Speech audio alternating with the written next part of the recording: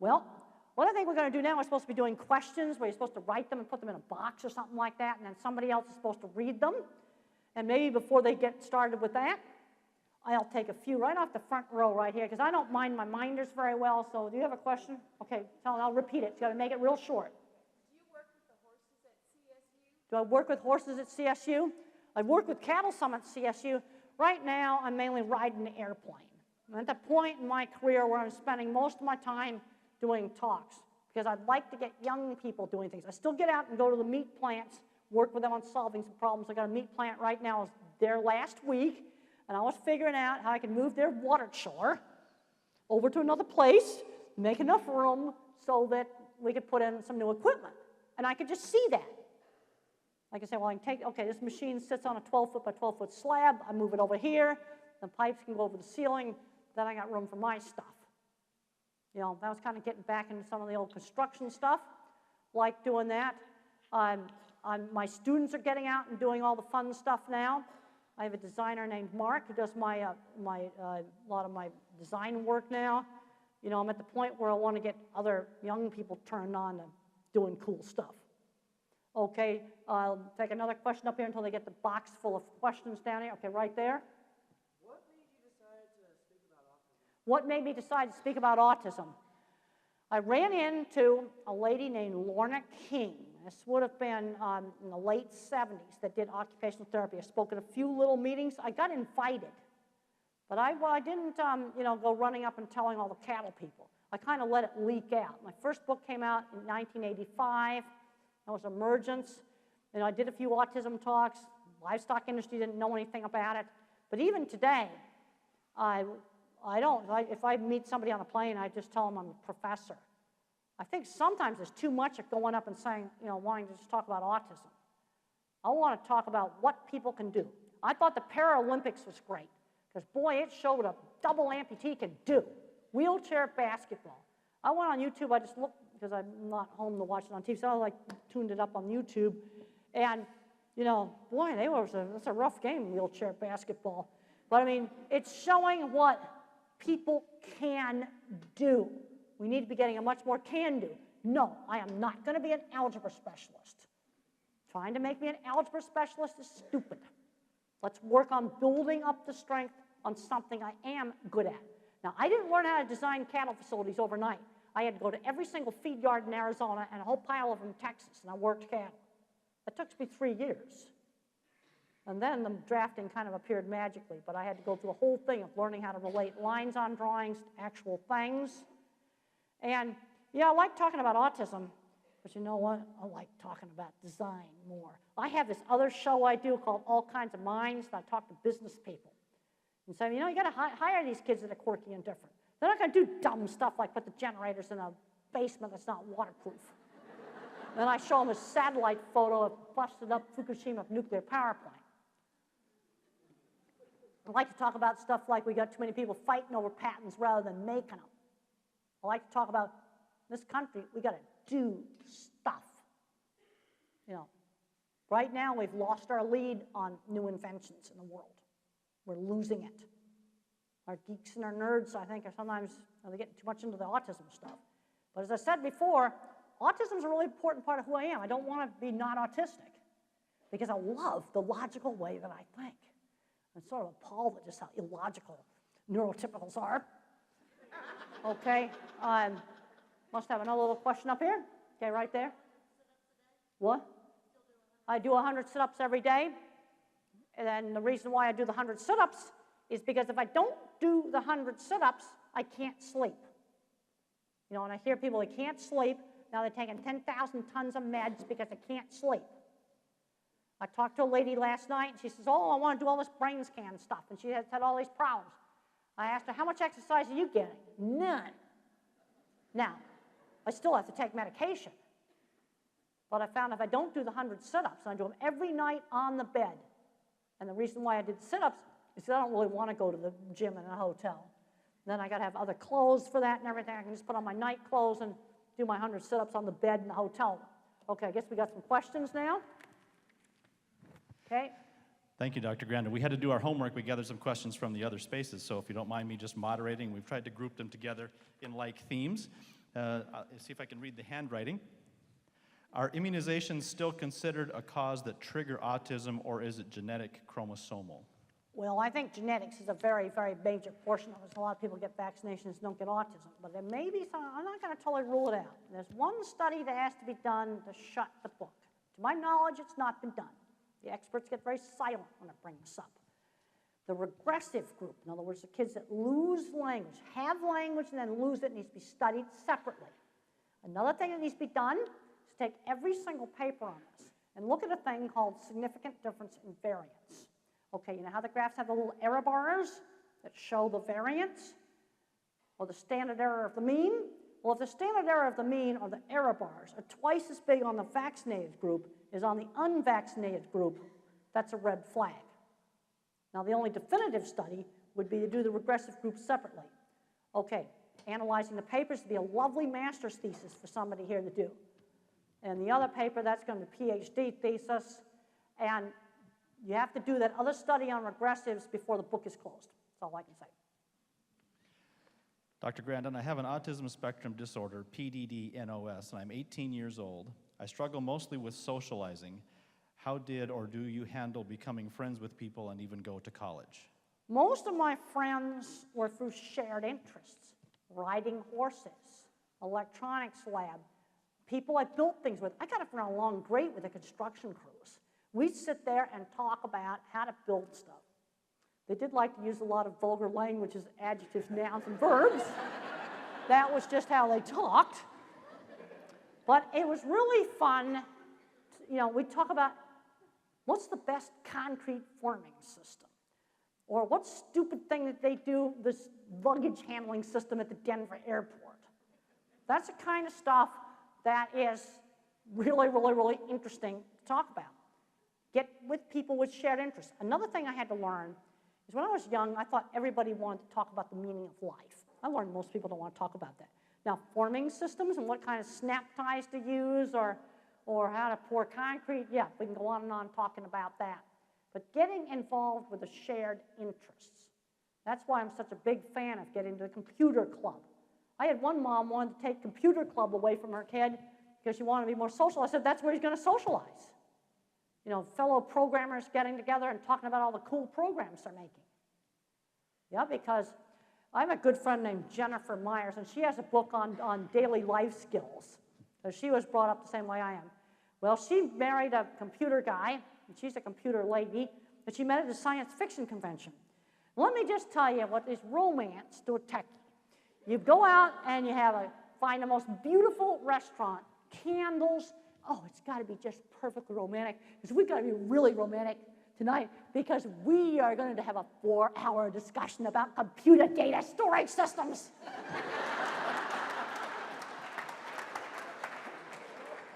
And then she goes, oh, and he gave me the most beautiful motherboard. Oh.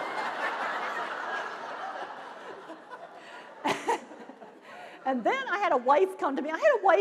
And she was really upset because for her anniversary, like for their 20th anniversary or something like that, she got a computer monitor. And she didn't think that was very romantic. And I said to her, was it a good one? Yes. Can you see better on it? Yes. Do you use it all the time? Yes. That's why he gave you a new computer monitor, because he saw that you needed one. That is the logical mind. And you're using this gift every day, and your eyes are thanking him for it. And then she said, now I get it. Okay. Dr. Grandin, do you still use your squeeze machine? The squeeze machine broke about 5 years ago, and I didn't get around to fixing it because I'm hugging more real people now.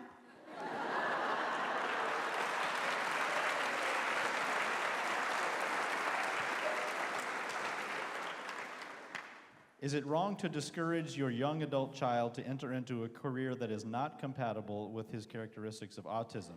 An example would be a doctor of humans when you do not have very good people skills. Rather, they have a wonderful connection with animals. Well, maybe you ought to be a veterinarian. You know, I mean, the thing is, see, a lot of the kind of people skills you need for being a doctor is what I'm going to call business social. And that's much more easy to learn. And if you're a good enough doctor, people don't care. As long as you're not absolutely totally rude and call one of your patients a fat slob or something like that. You see, and there's other things, and you see, you can also become an academic researcher. See, one of the problems is, in the animal field, for example, the only profession that students are exposed to is veterinary. There's lots of other professions in animals besides veterinary. Veterinary is a good thing, but it's not the only thing. And medicine isn't the only thing. That's why I like to get subscriptions to things like Wired, Business Week, and Technology Review, because there's all kinds of fascinating stuff. But you see, medicine and veterinary is what the kids see. But there's all kinds of, fabulous, fun things to do. There's all kinds of research stuff you can do with animals. But most kids just don't know about it. So then they don't want to be that. Then I would ask this kid, why is medicine interesting to him? He must have a reason why he's attracted to that. Because maybe going into a research position might be more appropriate. I would have to ask him a lot more questions. Why is medicine fascinating? Switching gears for the parents, if you could give one piece of advice to parents raising a child on the autism spectrum, what would it be, specifically a child who has Asperger's? Well, that's difficult to say because I need an age.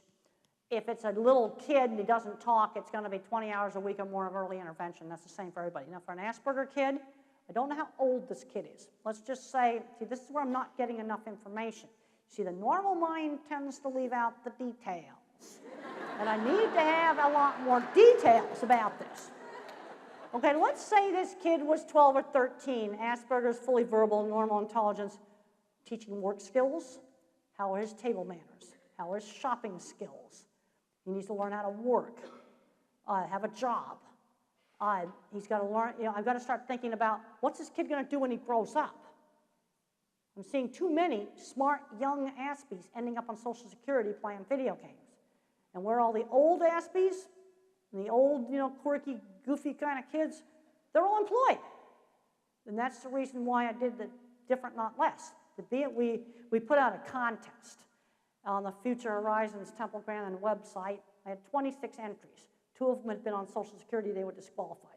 These people had to have supported themselves. I wanted to pick a wide variety, from low-level jobs to high-level jobs. I did not fill it up full of geeks and techies. I have a tour guide in there, a lady who works in a psychiatric hospital. I do have a computer lady. I've got a veterinarian, an advertising executive, a lot of different kinds of jobs. And the diagnosis helped them with their personal lives. Definitely helped them. But the computer lady, she got diagnosed because she almost cracked up after her dad died. And her boss asked her the $60,000 question. If you had known you had Asperger's when you were younger, would you have achieved the top computer scientist at Intel? See, that's the $1 million question. It's like one big problem we've got is autism is such a big spectrum. Educators and providers really know how to deal with the more severe ones. But a lot of educators and providers don't know what to do with smart Aspies. They don't know anything about the world of business. I make it my point to read, I know where the jobs are at. Okay, you want to be really hot in tech? Dual major, electrical engineering and computer science. You can design really cool defense stuff, the top secret stuff. They'll snap you up, and there is 2 slots for every student. But if you smoked any pot, they won't take you. If you had any DWIs, they won't take you. Any little blemish on your criminal record, they won't touch you, and you're going to be US born. But computer science and electrical engineering together, in tech, that's really hot. Lower level jobs, diesel mechanic, auto mechanic, long distance truck drivers, electricians, electric lineman. There's a lot of different jobs. Certified welding is another one, $100 an hour job, but you'll be living in a man camp in South Dakota, but it pays $100 an hour. There are jobs around. Along that line of education, do you have suggestions for teachers of students who have very poor writing and fine motor skills? For writing and fine motor skills, it's called a computer keyboard. Because I think that, or maybe an iPad, or maybe a Galaxy Tab. The important thing is literacy. That's the important thing. Yeah, you need to handwrite well enough maybe to write a check, sign your name, but literacy. I don't want to get so hung up on handwriting that the kid doesn't become literate. I mean, if the only thing he writes on is a computer, fine. There's a point where I'm just not going to worry about that. I'm interested in, how I got to try to get someone prepared to live in the world. And I have a friend that has the most disgusting handwriting you ever saw. He can't even barely handwrite. Everything is done on a laptop. He's a college professor.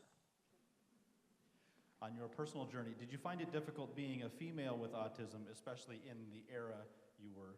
Well, let me tell you, being a girl was the hardest thing. But I think, because I was kicked out of a feed yard, there were no women working in cattle when I first started. I was the first lady at Arizona State University to milk cows at the Arizona State University dairy. And so I was a woman going in a man's world. This is where autism may have helped me, because I was real bullheaded, and I didn't pick up the subtle social cues, and as long as they didn't throw me out of the feed yard, I was happy. I think being autistic might have been helpful because I just went in there like a bull. How did you get the name Temple? It's an old family surname. Thank you. How do you not get overwhelmed with all those Google images in your head? Any helpful tips? How do I not get overwhelmed? I actually can control the images in my head, but there's some people that can't. I can actually sit in a project meeting, and we can be talking about how to design some conveyors and be sketching them, and I can run them in my head, and I go, no, that won't work. You'll pull the rails out of the ceiling. This will happen. This bad thing will happen. You see, I actually can control it. And I know there's some people, I've talked to some people, where the images all just bombard in, and they can't control. I can actually control it. I didn't even know that I was doing something really special. I'd sit in project meetings, and they were running me like I was some kind of 3D computer system. And I didn't even know that that was a special skill. Can't do algebra, but boy, and I can run the pictures. What was your favorite memory working at the ranch? Working on with cattle and things. Well, when that dip vat worked and they called it a work of art, boy, I just was on the top of the world. Working on some of the jobs, sitting around with people and just figuring out how to make stuff work. That was some of the most fun stuff I ever did, was working in construction, figuring out how to design stuff, working with the guys. I really like the hands-on sort of things. Now my students and Mark, my designer, they get to do all the fun stuff now. And I want to kind of convey that a lot of these things are really fun things. Yes, I think college is the right way to go for some people, but maybe skilled trades. No, I don't want a smart ass be cleaning toilets, that's for sure. Maybe designing them, maybe fixing them. We got to have plumbers. We're getting a shortage of a lot of the skilled trades, and I know a lot of people in those trades, and they love them. Some of the most fond memories are, figuring out how to build stuff and make it work. When you were unable to speak, were you able to comprehend and know what you wanted to say? When I ran into what? When you were unable to speak, were you able to comprehend and know what you wanted to say? Yes, I could hear.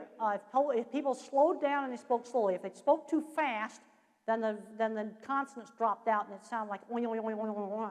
If they spoke slowly, yes, I could understand. I knew what I wanted to say. I couldn't get it out. My problem was I could not get speech out. What they found in my brain circuits shows that. One thing they've learned from all the brain scans, I get to go on all these experimental scanning things, is everything that's shown up on the scans also showed up clinically. Okay, so my fear center was big. My balance is crappy. My working memory is crappy. I got a big visual cable. They found another thing that was my graphics card, the enlarged entorhinal cortex. See, everything that showed up in the scanner showed up clinically. So you're a really good clinician. Do we have to go out and do, zillions of scans? I think in the future, they're going to get, the Defense Department is going to pay to put these scanners out in a number of major hospitals. If you have a Siemens, the top-of-the-line, super fancy scanner with over 200 receivers on it, you can get a $200,000 upgrade and get this new technology. And I think it's really going to turn a lot of stuff upside down. We've got to learn how to use it, because you have to have controls. Okay, what are the normal tracks? Okay, if we take 100 people off the street and put them in there, what does that language output track look like? At what point is it abnormal? There's going to be no black and white dividing line. It's a continuum. It's like sliding the switch back and forth on the sound mixer board. I got to get on Google Pictures and get a really great sound mixer board because I really like that model for kind of describing differences. You answered about 2 other questions in that response, so thank Okay. you for that. And just a reminder for all of you, we'll close with one more question and then give Dr. Grandin an opportunity for some final comments. But as you're leaving, the book signing table is to your right. Straight ahead of you as you're leaving the Dvorak Concert Hall, if you're coming out of the lecture hall, is a table set up by our philanthropy department with the possibility of some donor information if you'd like to give toward the upcoming Autism Research Center. Dr. Grandin, final question. What is your view on inclusive education? What are some of the pros of being around other kids with impairments and disabilities?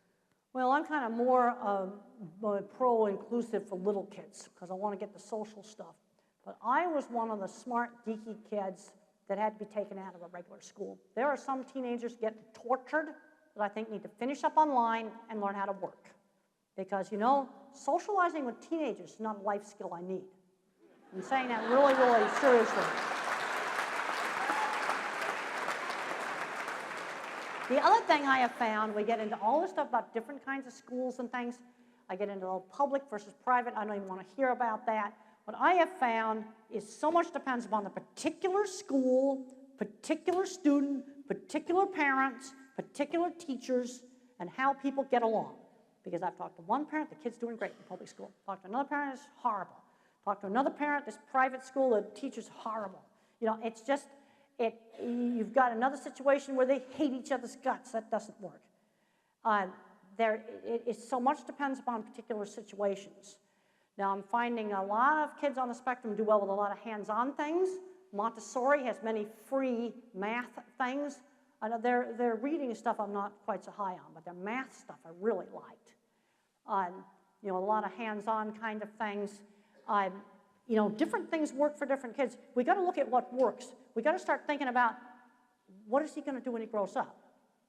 And I want to get him trained for a job. I want him to have a job and have a job he's going to really like. You know, doing things. Now, I've seen bad situations where they put a little kid in a classroom of 30 kids and he sits in the corner and does nothing. That's called no services. Then there's another one where they have an aide for the kids. It's working great. I was in a little country school with just 12 kids in a classroom that worked fine. Now, there might be some little rural school that's very much like that. Might work fine. Some other school, it was terrible. I'm not going to get real dogmatic on that, but it's essential for kids on the spectrum to learn how to socialize with so-called neurotypicals. And so the little kids, I tend to be more pushing to be in the regular school than with some of the older kids. Because there are some older geeks and nerds that they are just having a terrible time. I was one of them, where you know, now you can finish up online, then the kid can start working and not end up on Social Security. But I'm going to be rather flexible. You see, I'm into outcomes. And I developed a scoring system for monitoring animal welfare in slaughter plants where we measure 5 critical control points. It's sort of like traffic rules. You know, you do speed limits, drunken driving, stop sign, red light violations. Those are critical control points for traffic. Well, we look at whether the cattle fall down, whether they're bellowing, that they, the stunning device work, and there's outcomes. You see, it's an outcome thing. What's the outcome? When they finally turn 22, where's this kid at? What's education supposed to do? Hopefully they stay out of trouble with the law, get and keep decent employment, maybe have a family, don't beat up their spouse. Okay, that's having a decent outcome. And I think we need to be getting a whole lot more outcome-oriented, that they end up having a life where they live independently. Then there's some that they're not able to live independently. But if you work with them and train them, then they can do a simple job that they like. And they feel worthwhile. Because you can have a nonverbal person and you make them do something stupid, like we're going to teach them to set the table. So we set and unset the table 10 times and then he gets angry and he throws stuff. Well, he knows that's stupid. No, in the real world, you set the table, you eat, and then you clean it up. That's how you ought to be training them. I think I'll end on that. I want to thank everybody for coming. Thank you